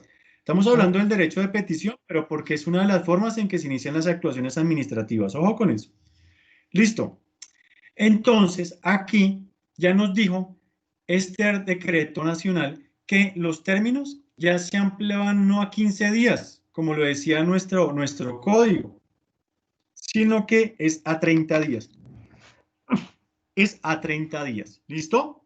Y que cuando pedimos documentos e información ya no van a ser 10 días, sino 20 días. Y que cuando pedimos conceptos ya no van a ser 30 días, sino 35 días. ¿Hasta cuándo aplicará y estará vigente este decreto? Hasta cuando exista declaratoria de emergencia del gobierno nacional. Es decir, que lo que estamos hablando de los términos de la ley 1437 de 2011 son legales, se mantienen, por supuesto, pero mientras venga la pandemia, pues se nos van a ampliar, ya no van a ser la obligatoriedad de dar contestación general en el término de ¿qué? De 15 días, sino 30 días, copias, o documentos, información ya no van a ser 10 días, sino 20 días, y los conceptos van a ser de 35 días, ¿vale? Esto es mientras dura la pandemia, ¿listo? Mientras dura la pandemia. ¿Son claros estos términos, muchachos? Sí, señor. Sí, señor. Bueno, muchachos, resulta que no toda información se puede dar. No toda información se puede dar porque van a haber unas circunstancias en las que no todos los documentos puedan darse. Y allí vamos a encontrar que la ley nos aplica una restricción. Allí la ley nos aplica una restricción, ¿vale? No es que las personas puedan acudir a cualquier cosa, a cualquier documento, a cualquier cosa. Hay que tener cuidado, muchachos, porque hay algunos documentos que se consideran reservados. Y esos documentos reservados son aquellos que, por ejemplo, primero, afecten ¿qué? La defensa o la seguridad nacional. Allí hay que tener cuidado porque no le van a entregar esa información tan fácilmente. Dos, cuando efectivamente hayan cosas que tengan que ver con materia diplomática o negociaciones que tengan alguna reserva, ¿cierto? Tres, los que involucren ¿qué? Derechos a la privacidad o intimidad de las personas, que estén inclusive en las hojas de vida, en las historias laborales o en los expedientes pensionales, ¿vale? Para que ustedes lo sepan, o que tengan algún registro personal y que obren las instituciones públicas, como por ejemplo sería que, digamos, sus domicilios, sus números de cuentas bancarias, su historia clínica, etcétera, etcétera. ¿Cuáles más son también que tienen reserva legal? Los que se refieren ¿a qué? A las condiciones financieras, de crédito público y de tesorería de la nación, así como los estudios técnicos de qué? De los activos de la nación. Estos documentos, especialmente estos, tienen una reserva de hasta 6 meses, listo, hasta 6 meses. Después de la realización de la operación pues económica o de la operación financiera. También reserva los que se refieren a la información financiera y comercial, es decir, los que ustedes tienen en los bancos. No cualquiera puede acceder a la información, digámoslo así, que si yo quiero pedir la información financiera de Eduardo, pues yo no la puedo tener porque es de él. Entonces, de esta manera que es un documento reservado. También los que tienen que ver con el secreto comercial o industrial o los planes estratégicos de las empresas que de servicios públicos. Esto efectivamente es reservado. Tiene que ver con el secreto profesional. Los contadores, los abogados tenemos secreto profesional. Entonces, no pueden colocarnos que nos den, digamos, no pueden instaurarse un derecho de petición sobre un aspecto que tenga secreto profesional, como serán los médicos, serán los auditores, los contadores, o serán, por ejemplo, los abogados. ¿Listo? Y también tendrán reserva legal aquellos que se refieren ¿qué? A datos genéticos, a aspectos que tengan con aspectos genéticos humanos. Entonces yo no puedo decirle, no sé, a un instituto genético que me diga, digamos, la historia genética de, no sé, de Luisa. No puedo hacerlo porque eso es privado, ¿listo? Eso es privado. Sin embargo, esto se puede pedir, ¿cierto? Efectivamente, sí, los que tienen que ver con el secreto comercial o los amparados por el secreto profesional o los que tengan que ver con los referentes a la información financiera o los que le involucren derecho a la privacidad, sí, yo soy o somos los titulares de la misma. La entidad pública no me puede negar si yo soy el dueño de la información, pero va a ser negada cuando es, digamos, pedida por un tercero. Resulta que ustedes muchas veces las entidades públicas les pueden negar esa información, muchachos, les pueden negar esa información, pues efectivamente esa negatoria tiene que ser motivada, ¿listo? Y ahora, si la decisión es motivada, no existe recurso legal, no se puede interponer un recurso, digamos, de reposición o apelación, no. ¿Qué camino habría? Algo que se denomina como el recurso de insistencia. El recurso de insistencia es cuando las personas que están interesadas, pues efectivamente en la documentación o en la información, pues efectivamente acuden ante la entidad pública y piden con insistencia, a través del recurso de insistencia, la información que les es negada. Y la entidad pública debe enviar eso ¿a dónde? Al tribunal administrativo de la jurisdicción que le corresponda.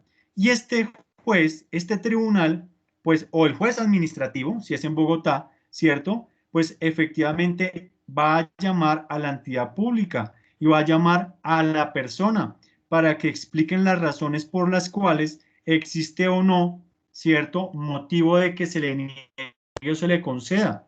Y esta autoridad judicial tiene 10 días, ¿cierto?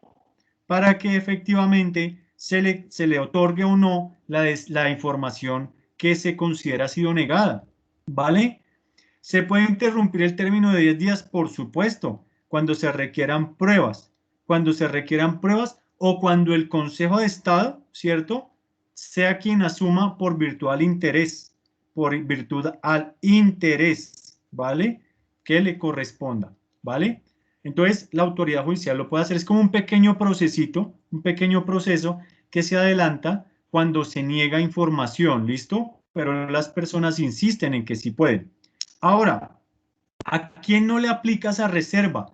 Esa reserva de que vimos que son 6 causales por las cuales hay reserva, o 8, perdón, reservas de las cuales la información no se le puede dar. Pues cuando se está adelantando, ¿qué? Una actuación judicial. Pues si la Fiscalía investiga, no se le puede negar, ¿cierto? Cuando el Congreso de la República está tramitando una ley o requieren un control político, no se puede negar. O cuando efectivamente la propia autoridad administrativa está adelantando sus gestiones y es constitucional y pues es ajustado a la ley, no se puede negar efectivamente esta información. ¿Listo? No se puede negar esta información. Bueno, ahora muchachos, quien no dé trámite o quien no resuelva las peticiones en los términos legales se va a meter en un problema. Se va a meter en un problema porque constituye falta disciplinaria, es decir, el funcionario. Estos derechos de petición que estamos viendo, ¿cierto?, van a ser ante las entidades públicas. Lo que nosotros hemos hablado es ante las entidades públicas. ¿Listo?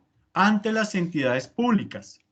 Pero resulta que, muchachos, también se pueden colocar ante los particulares.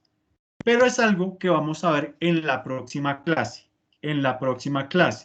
Ahorita van a descansar un momentico, muchachos. Van a descansar un momento. Pero como ustedes saben, tenemos 2 horas de encuentro aquí, digamos, virtual, sincrónico, y 1 hora asincrónico. ¿Qué significa? Que es un trabajo que ustedes van a realizar independiente. En esta hora que nos queda, muchachos, van a hacer un trabajo muy importante y van a desarrollar la lectura de esta sentencia que les voy a enviar. Una sentencia de tutela muy interesante para que la lean y la vamos a discutir junto con lo que le corresponde al derecho de petición de los particulares la próxima sesión. Entonces, terminamos, muchachos, nuestro encuentro sincrónico, es decir, de aquí, de nuestra presencialidad, o digámoslo así, nuestra virtualidad, y vamos a pasar al desarrollo de nuestra labor asincrónico, que es el trabajo independiente que ustedes desarrollan. Probablemente estén cansados, otros estén hasta ahora despertando, otros vayan a desayunar, tómense un tiempo, 10 minutos, pero aprovechen para leer esta sentencia de la cual vamos a hablar junto con el derecho de petición sobre los particulares la próxima sesión. Entonces, muchachos, para mí ha sido un gusto saludarlos el día de hoy. Seguimos las instrucciones de la facultad de nuestro trabajo asincrónico y Dios los bendiga a ustedes y a cada uno de sus seres queridos. Nos vemos entonces el próximo lunes. Por favor, recordarme con claridad que quedamos en este punto. ¿Listo? Señor, muchas gracias, doctor. Muchas gracias, profe, que esté muy bien. Gracias, profe. Muy Gracias, Muy profe. amable. Gracias, profe. Muy amable. Gracias, profe. Hasta luego. Hasta luego.